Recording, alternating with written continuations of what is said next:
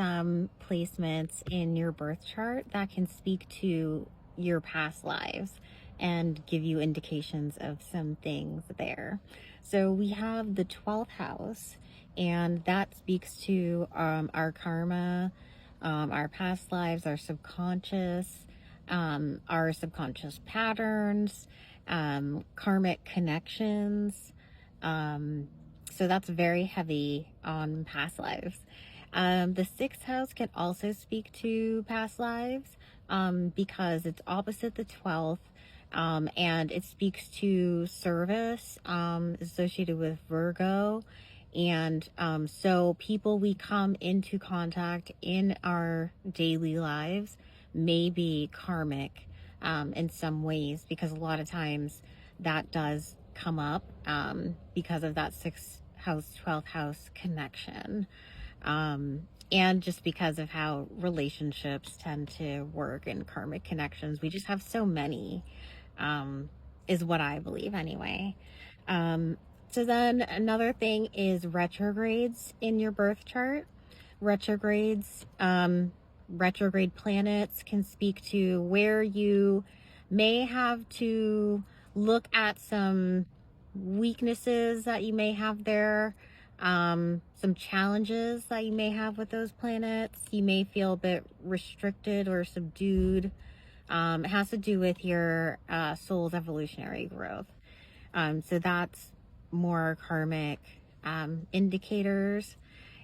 Pluto connects heavily to how we pass. And so in a soul growth journey type of way, it would be very heavily related to our death. And so that would happen from life to life to life. And it that's how we kind of connect to our inner power through Pluto. And transform is that we connect with our authenticity of our soul. So Pluto can also indicate some things there. The moon can speak to past lives in the sense of our soul. The moon connects to our soul, and our soul carries with us from life to life. So we carry pieces of that energy. I am very curious with people's charts, the connection between their moon sign and their past lives, either sun sign or rising sign. I feel like there may be a connection there. But yeah, I'm very curious. There's a lot of different theories on kind of past lives to this life. I saw one theory that was talking about when we're a sun sign, then we've been the sun sign before the sun sign, and that we've already kind of gone through those lessons, and now we're to the next one, almost like it was an order type of thing, but I'm not really sure how that would work. So it's just something that I saw in one astrology book, a Kabbalistic one. Another past life indicator, Saturn for sure, because Saturn speaks to karmic lessons. It speaks to our karmic past actions or belief systems or things that we experience that then in this life we need to have some restrictions on, that will push us and kind of mold us and help us grow in the different ways that we need to.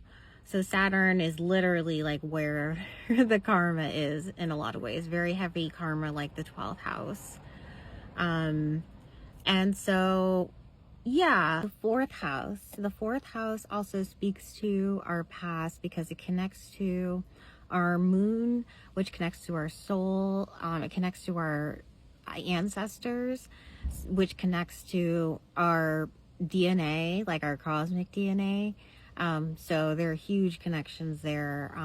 And the 4th house contains the IC, which also speaks to past lives in the sense of our spirit, is kind of on the thread that I'm on, but that's just kind of my personal thoughts on that. But the IC does speak to our most private self, which I believe kind of connects to what we've taken into this life with us as well. And of course, we have the South Node. The South Node speaks to literally our past life selves, like what tendencies we came in with, what we've already experienced versus what we want to experience, or what we are very comfortable with versus what we're not comfortable with, where we've been versus where we're going in the North Node. So the South Node is a very past life karmic point as well. Eighth house, because it does connect to Scorpio, and Scorpio connects to the occult and death and rebirth. There are some slight connections there. I think with that like transformation aspect, it makes sense. Again, because that Pluto, death and rebirth type of thing, it kind of makes me just think reincarnation, which I do now believe in through astrology, through my studies and research.